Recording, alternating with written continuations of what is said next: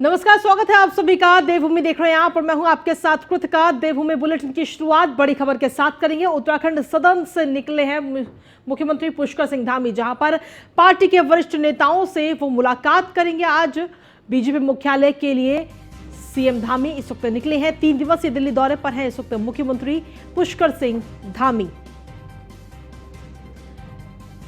तो बीजेपी मुख्यालय के लिए इस वक्त मुख्यमंत्री पुष्कर सिंह धामी निकल चुके हैं। आपको बता दें कि मुख्यमंत्री 3 दिन के दिल्ली दौरे पर है इस वक्त और आज पार्टी के बड़े नेताओं से मुख्यमंत्री पुष्कर सिंह धामी मुलाकात कर सकते हैं। बड़ी खबर आप तक पहुंचा रहे हैं। पार्टी के वरिष्ठ नेताओं से मुलाकात कर सकते हैं मुख्यमंत्री पुष्कर सिंह धामी।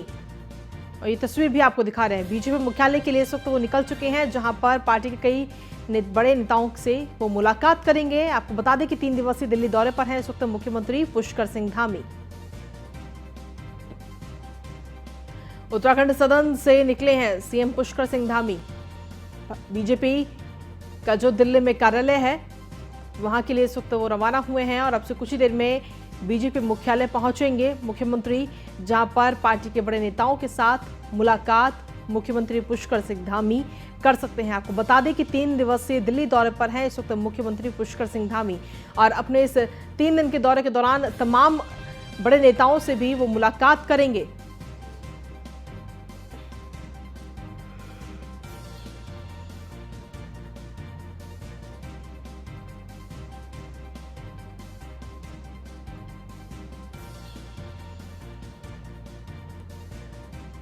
तो बड़ी खबर आप तक पहुंचा रहे हैं। आपको बता दें कि 3 दिवसीय दिल्ली दौरे पर है इस वक्त मुख्यमंत्री पुष्कर सिंह धामी और उत्तराखंड सदन से बीजेपी मुख्यालय की ओर रवाना हो चुके हैं मुख्यमंत्री। अब से कुछ ही देर में बीजेपी मुख्यालय पहुंचेंगे, जहां पर पार्टी के वरिष्ठ नेताओं से वो मुलाकात करेंगे। बीजेपी मुख्यालय के लिए इस वक्त मुख्यमंत्री पुष्कर सिंह धामी निकल चुके हैं। तो 3 दिन के दिल्ली दौरे पर है इस वक्त मुख्यमंत्री और उत्तराखंड सदन से इस वक्त बीजेपी मुख्यालय के लिए वो रवाना हुए हैं। अब से कुछ ही देर में बीजेपी मुख्यालय पहुंचेंगे, जहां पर पार्टी के वरिष्ठ नेताओं से वो मुलाकात करेंगे।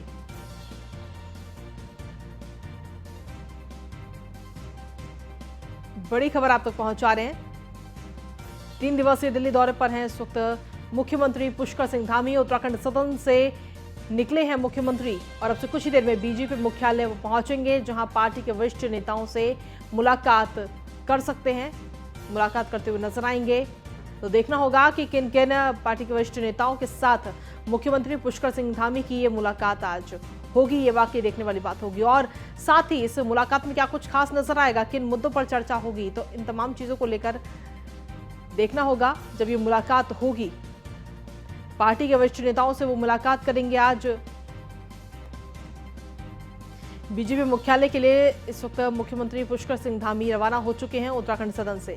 अधिक जानकारी के साथ फोन लाइन पर पीयूष तिवारी जुड़ गए हैं। पीयूष, क्या कुछ ताजा अपडेट इस वक्त आपके पास है? अब से कुछ ही देर में मुख्यमंत्री पुष्कर सिंह धामी बीजेपी मुख्यालय पहुंचेंगे।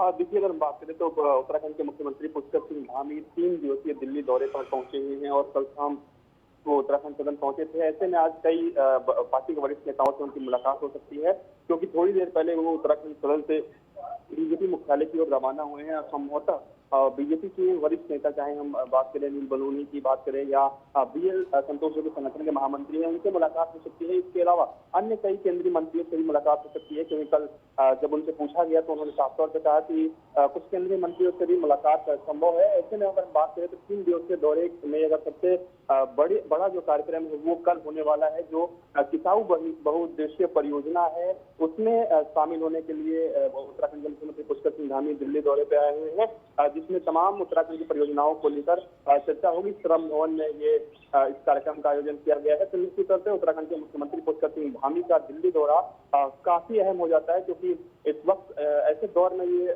दौरा हो रहा है जब उत्तराखंड में कई बड़े फैसले उत्तराखंड के मुख्यमंत्री पुष्कर सिंह धामी ने लिए हैं। चाहे हम विधानसभा भर्ती की अनियमितताओं की बात करें या अन्य चीजों की बात करें, तो निश्चित तौर पे जब केंद्रीय मंत्रियों से मुलाकात होगी उत्तराखंड के मुख्यमंत्री पुष्कर सिंह धामी की, तो उत्तराखंड के विकास परियोजनाओं को लेकर भी चर्चा होगी। जी। आखिर आज क्या अभी तक कोई नाम निकलकर सामने आया है कि आखिर कौन कौन से नेताओं से मुलाकात कर सकते हैं मुख्यमंत्री आज?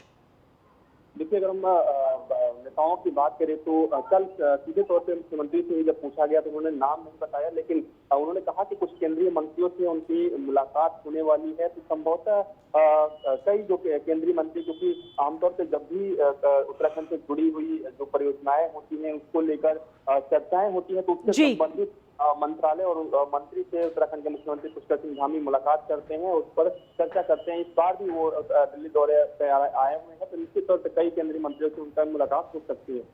चलिए ठीक है, आप बहुत बहुत शुक्रिया पीयूष तमाम जानकारी और अपडेट्स देने के लिए। और चलिए देवभूमि में अब आगे बढ़ेंगे और अगली खबर का रुख कर लेते हैं। कल दिल्ली में किसाऊ जल विद्युत परियोजना को लेकर उत्तराखंड और हिमाचल अपना पक्ष रखेंगे। किसाऊ परियोजना पर मुख्यमंत्री पुष्कर सिंह धामी की बैठक का ये सबसे अहम एजेंडा है। न्यूज वन इंडिया पर सबसे पहले सबसे सटीक जानकारी आप तक पहुंचाएंगे। दोनों राज्य चाहते हैं कि 10% का खर्च अन्य 4 राज्य भी उठाएं। दिल्ली, हरियाणा, यूपी और राजस्थान को इस योजना का सीधे तौर पर लाभ मिलेगा। उत्तराखंड, हिमाचल को बड़ा विस्थापन से लेकर अन्य तैयारी भी करनी होगी। इस परियोजना से उत्तराखंड को बिजली नहीं मिलेगी, जबकि पेयजल सिंचाई के लिए छोटे प्रोजेक्ट बनाए जा सकते हैं। टिहरी जल विद्युत परियोजना के बाद ये दूसरी बड़ी परियोजना होगी और करीब 10 अलग अलग जल विद्युत परियोजना को मंजूरी दिए जाने का भी मुद्दा उठाएंगे मुख्यमंत्री पुष्कर सिंह धामी। साथ ही केंद्र के ऊर्जा और पर्यावरण मंत्रालय से भी मंजूरी इसके लिए मिल चुकी है। जल शक्ति मंत्रालय की मंजूरी अभी बाकी है। और अधिक जानकारी के साथ विशेष संवाददाता सुदीप जैन जुड़ गए फोन लाइन पर। सुदीप, क्या कुछ ताजा अपडेट है इस परियोजना को लेकर?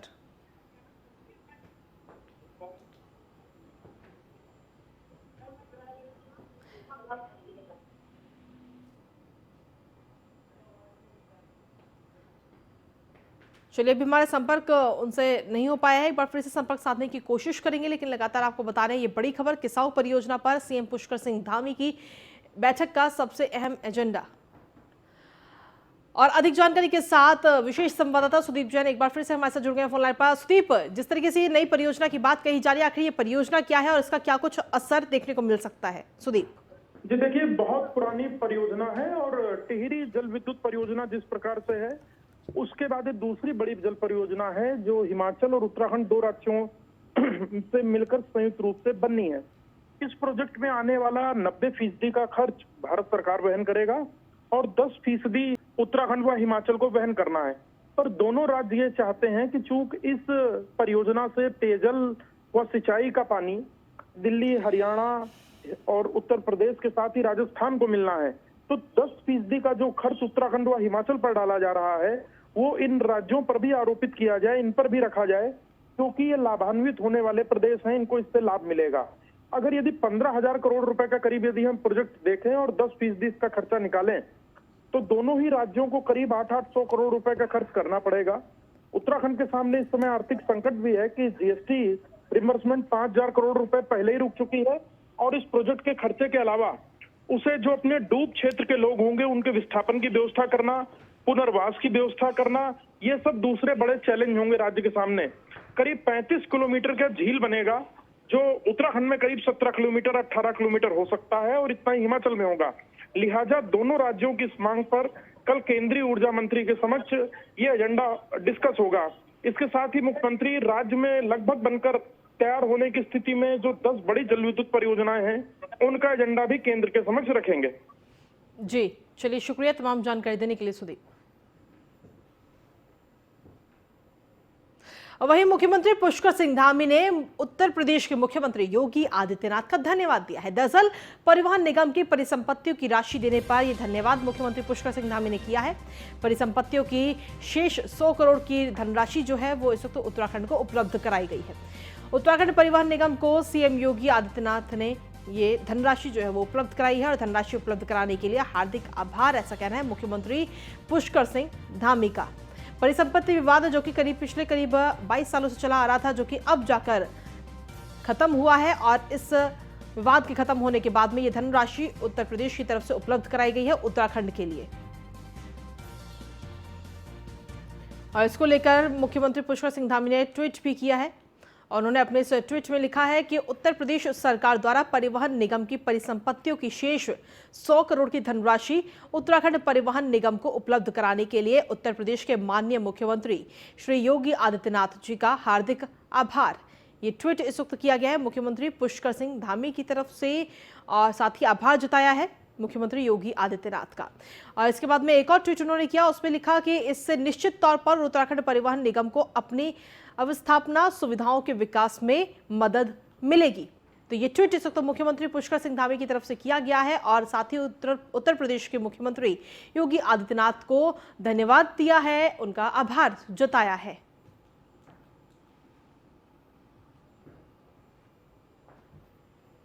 वहीं देहरादून में उत्तराखंड और उत्तर प्रदेश के बीच लंबे समय से लंबित 204 करोड़ में से 100 करोड़ की धनराशि उत्तराखंड परिवहन विभाग के खाते में अब आ चुकी है। बता दें कि परिवहन मंत्री चंद्रराम दास ने पत्रकार से बातचीत करते हुए इस बात की जानकारी दी। उन्होंने कहा कि ये एक बड़ी उपलब्धि है।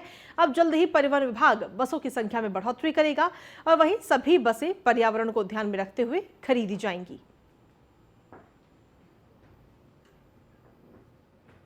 परिवहन निगम के लिए बहुत ही सुखद अनुभूति का है कि उत्तर प्रदेश सरकार ने उत्तराखंड सरकार को 204 करोड़ रुपया हमको देना था। अपने प्रदेश के माननीय मुख्यमंत्री श्री पुष्कर सिंह धामी के प्रयास से उत्तर प्रदेश के माननीय मुख्यमंत्री योगी आदित्यनाथ जी ने मार्च में 104 करोड़ रुपया उत्तराखंड को दिया था। और आज बहुत ही सुखद मैं मीडिया के सामने ये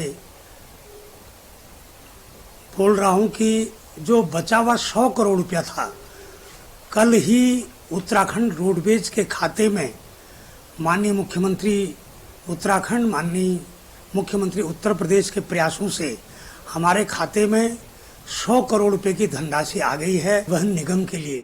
वहीं देहरादून में दूसरे राज्यों से उत्तराखंड आने वाले वाहनों पर सरकार ग्रीन सेस लगाएगी। इसके लिए प्रस्ताव भी अब तैयार कर लिया जा रहा है और जो कि जल्द ही कैबिनेट की बैठक में भी लाया जाएगा। परिवहन मंत्री चंद्रराम दास ने कहा कि ये सेस 1% रखा जाएगा। परिवहन विभाग बाहर से आने वाले कमर्शियल वाहनों से एंट्री टैक्स वसूल करता है, लेकिन अब कमर्शियल और निजी वाहनों से 1% ग्रीन सेस वसूला जाएगा। इसके लिए परिवहन विभाग सॉफ्टवेयर तैयार कर रहा है। ग्रीन टैक्स के साथ साथ ये प्रस्ताव आ रहा है कि हम सेस के रूप में हम उसको लेंगे और ये प्रस्ताव, और सेस जो है 1% होता है, उसका प्रस्ताव हम यहाँ लाएंगे, कैबिनेट बनाएंगे, क्योंकि उत्तराखंड में जो राजस्व वसूली का 2-3 ही विभाग हैं, उसमें मुख्य विभाग ट्रांसपोर्ट भी है, मगर हम इतना टैक्स या इतना सेस नहीं लेंगे जिसका अनावश्यक बोझ हमारे जनता में पड़े, मगर राज्य की जो आमदनी है उसको बढ़ाना भी बहुत बड़ा एक उद्देश्य है। क्योंकि जो बीच में कैबिनेट में मामला आया, अपने प्रदेश में जो नॉन प्लान का खर्च है वो 75% है और प्लान है 25%। और जब 25% हमारा प्लान है तो राज्य का विकास कैसे हो, ये बहुत बड़ा प्रश्न चिन्ह है। इसके लिए हमको राज्य की आमदनी बढ़ाने के लिए कई स्रोत भी ढूंढने हैं। उत्तराखंड के शिक्षा मंत्री धन सिंह रावत ने मीडिया से बातचीत में बताया कि जल्द ही राष्ट्रीय शिक्षा नीति 2020 लागू की जाएगी और इसी माह के आखिर तक केंद्रीय शिक्षा मंत्री धर्मेंद्र प्रधान का उत्तराखंड दौरा भी है और नई शिक्षा नीति लागू करने के लिए और क्या कुछ करने की जरूरत है, इस पर भी चर्चा होगी। हम इसी माह जो है केंद्रीय शिक्षा मंत्री जी यहाँ आने वाले हैं और हमारे मुख्यमंत्री जी, हम उच्च शिक्षा में जो राष्ट्रीय शिक्षा नीति है NEP 2020 उसको लागू करने जा रहे हैं। जैसे उनका समय मिलेगा वैसे आप लोगों को बता। और अगली खबर देहरादून से, जहां पर ईडी कार्यालय पहुंचे हैं इस वक्त कांग्रेस पार्टी के तमाम कार्यकर्ता ईडी के अधिकारियों को ज्ञापन देना चाह रहे थे और काफी देर इंतजार करने के बाद में ईडी के अधिकारी बाहर नहीं आए। गेट के ताले को धक्का देकर तोड़कर कार्यकर्ता जो हैं वो अंदर पहुंचे और ईडी कार्यालय के अंदर बैठकर विरोध प्रदर्शन कर रहे हैं। यूके SSSC पेपर लीक के मामले में ये प्रदर्शन इस वक्त किया जा रहा है। तो ये तस्वीरें भी आपको दिखा रहे जहां पर कांग्रेस के कार्यकर्ता पहले तो काफी देर तक बाहर खड़े होकर के प्रदर्शन करते रहे, लेकिन जब कोई भी अधिकारी अंदर से बाहर नहीं आया तो ये लोग ताला तोड़ करके ही अंदर जाकर के अब प्रदर्शन कर रहे हैं। यूके SSSC पेपर लीक मामले में ये प्रदर्शन इस वक्त किया जा रहा है। देहरादून के ईडी कार्यालय पहुंचे इस वक्त कांग्रेस पार्टी के तमाम कार्यकर्ता और इन तस्वीरों में भी आपको दिखा रहे हैं। बता दें कि कार्यकर्ता ईडी के अधिकारियों को अपना ज्ञापन इस वक्त देना चाह रहे थे और काफी देर इंतजार करने के बाद भी ईडी के अधिकारी जब बाहर नहीं आए तो कांग्रेस के कार्यकर्ता ही ताला तोड़कर और गेट को धक्का देकर के खुद अंदर पहुंचे हैं। और अगली खबर देहरादून के जोईवाला से, जहां पर उद्योगपति मुकेश अंबानी पहुंचे। जॉलीग्रांट एयरपोर्ट पर उतरे, लेकिन मौसम खराब होने की वजह से जॉलीग्रांट एयरपोर्ट से हेलीकॉप्टर नहीं उड़ सका। दरअसल बद्रीनाथ धाम दर्शन करने के लिए उत्तराखंड पहुंचे हैं इस वक्त मुकेश अंबानी और दर्शन ना होने से अब वो वापस मुंबई जाएंगे।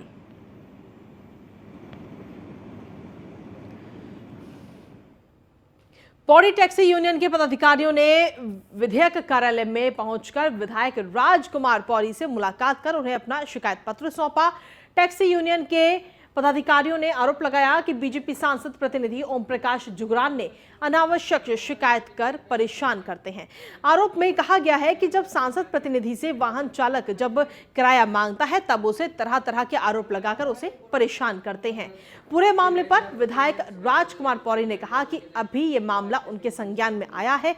इस मामले में विधायक राजकुमार पौड़ी ने कहा कि हम पुलिस और सांसद प्रतिनिधि से भी बातचीत करेंगे और साथ ही उन्होंने कहा कि निश्चित ही इससे पार्टी के पदाधिकारियों को इस तरह की बात नहीं करनी चाहिए, इससे पार्टी की छवि खराब होती है। मेरे संज्ञान में अभी बात आई है, इससे पहले तो जानकारी नहीं थी कैसा हुआ है।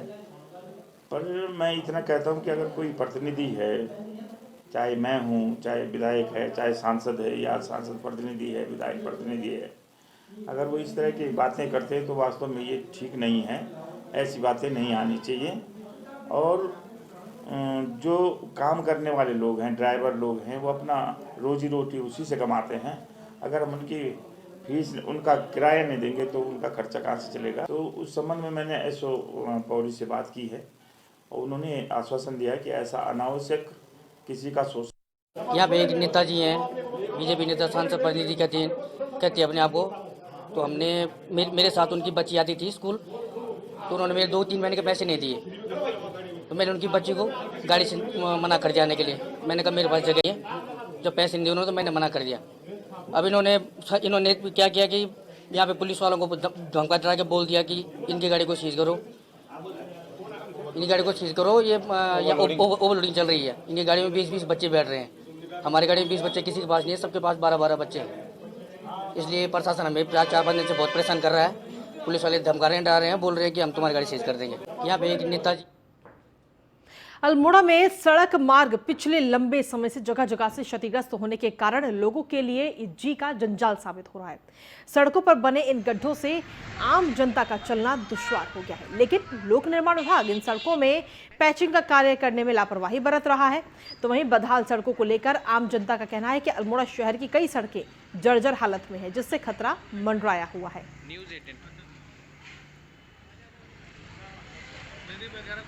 यहाँ खासकर जाखंदवी से आगे के कुछ पोर्शंस ऐसे हैं जहाँ मुख्य मार्ग पर जल संस्थान द्वारा पाइपलाइन की खुदाई की गई थी। उनके आगनन जल संस्थान को भेजे गए थे और हमें कुछ धनराशि में उपलब्ध भी कराई है।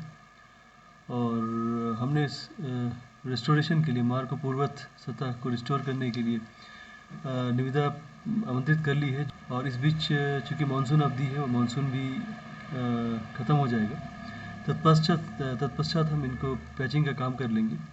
और इन द मीन टाइम जो हमें टाइम मिलता है, जहाँ पे अंडुलेशन ज़्यादा है या गड्ढे हैं, उनको हम श्रमिकों के माध्यम से उनका भरण करेंगे।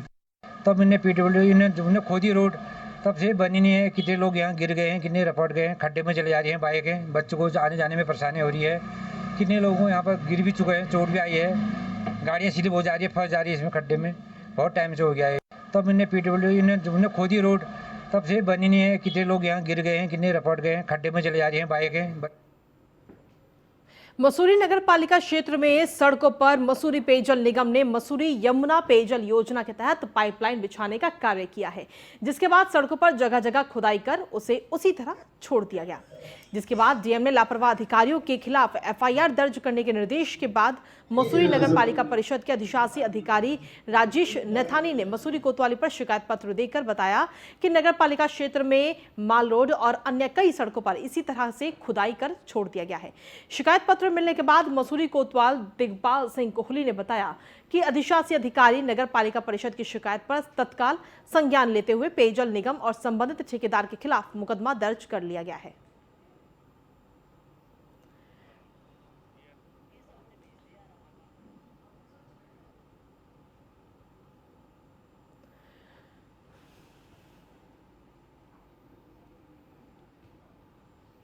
वहीं नई टिहरी कोटेश्वर बांध प्रभावित पयाल गांव के ग्रामीणों ने विस्थापन सहित अन्य मांगों के निराकरण को लेकर जीरो ब्रिज कोटेश्वर मार्ग पर चक्का जाम कर बांध परियोजना के वाहनों को रोक दिया।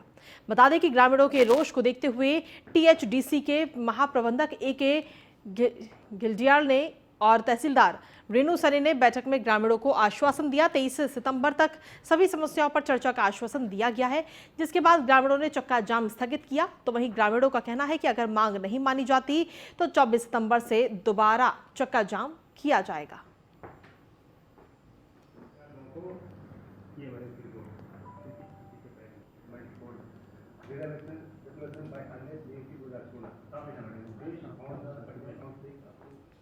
वहीं मसूरी इंटरनेशनल स्कूल में प्रधानमंत्री नरेंद्र मोदी जी के जन्मदिन पर छात्रों ने मसूरी के शहीद स्थल पर नुक्कड़ नाटक किया। बेटी बचाओ बेटी पढ़ाओ के नारे को बुलंद किया।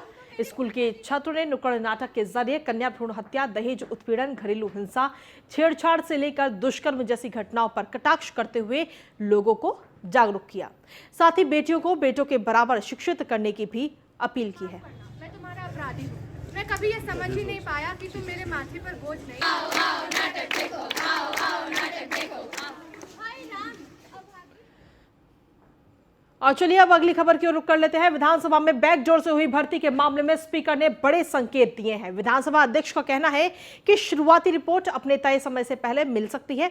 आपको बताते चले कि 3 सितंबर को कमेटी का गठन करते हुए 1 माह में रिपोर्ट सबमिट करने के निर्देश विधानसभा अध्यक्ष के द्वारा दिए गए थे। वहीं विधानसभा अध्यक्ष रितु खंडूरी ने कांग्रेस प्रदेश अध्यक्ष को घेरते हुए कहा कि जो आरोप करण महाराज लगा रहे हैं, यदि वो सही साबित नहीं हुए तो क्या प्रदेश अध्यक्ष मीडिया के सामने आकर माफी मांगेंगे। आपको बताते चले कि करण महाराज ने आरोप लगाया था कि विधानसभा में बैकडोर से हुई भर्ती मामले में जांच कमेटी में शामिल 2 अधिकारी सरकार की सेवाओं में भी शामिल हैं। मैं उनसे पूछना चाहूंगी, अगर जांच प्रभावित नहीं होंगी तो क्या वो मीडिया पे आके माफी मांगेंगे? मेरा सीधा सवाल ये है।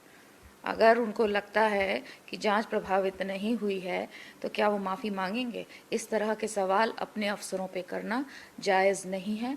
मैं उनसे निवेदन करना चाहूँगी, बहुत ही इम्पॉर्टेंट इशू है, सीरियस इशू है, इसमें पॉलिटिक्स नहीं करनी चाहिए। बोलने को मैं बहुत कुछ बोल सकती हूँ। 2016 की भी बहालियाँ हैं, तब किसी ने कुछ सवाल क्यों नहीं उठाए? तो इसलिए इसको हम पॉलिटिकल इशू ना बनाएं और केवल जो हमारा विधानसभा है उसमें क्या हुआ है, नियम फॉलो हुए हैं कि नहीं हुए, उसकी जांच पर हम लोग बात करें। मैं यूके एसएससी भर्ती घोटाले की सीबीआई जांच की मांग को लेकर अब एनएसयूआई कार्यकर्ता राजपुर रोड स्थित कांग्रेस प्रदेश मुख्यालय में एकत्रित हुए। उसके बाद एक जुलूस की शक्ल में पैदल मार्च निकालते हुए सचिवालय की ओर बढ़े, लेकिन सुभाष रोड पर पहले से ही मौजूद भारी पुलिस बल ने प्रदर्शनकारियों को सचिवालय से पहले ही बैरिकेडिंग लगाकर रोक दिया। रोके जाने से नाराज प्रदर्शनकारी सड़क पर ही धरने पर बैठ गए और सरकार के खिलाफ जमकर नारेबाजी करने लगे। इस दौरान एनएसयूआई के प्रदेश अध्यक्ष मोहन भंडारी ने कहा कि छात्र संगठन विगत लंबे समय से यूके एसएससी परीक्षा लीक, विधानसभा में हुई बैकडोर नियुक्तियों के खिलाफ लगातार आंदोलनरत है। सरकार से मांग कर रहे हैं कि यूके एसएससी भर्ती घोटाले की सीबीआई जांच की जाए। साथ ही उन्होंने कहा कि इसके अलावा विधानसभा में जितनी भी बैकडोर से नियुक्तियां हुई हैं उन नियुक्तियों को रद्द करने की भी मांग की जा रही है। मोहन भंडारी का कहना है कि हाईकोर्ट द्वारा महिलाओं के 30% आरक्षण पर रोक लगाई गई है। ऐसे में सरकार जल्द से जल्द अध्यादेश लेकर आए जिससे महिलाओं को 30% आरक्षण का लाभ मिल सके।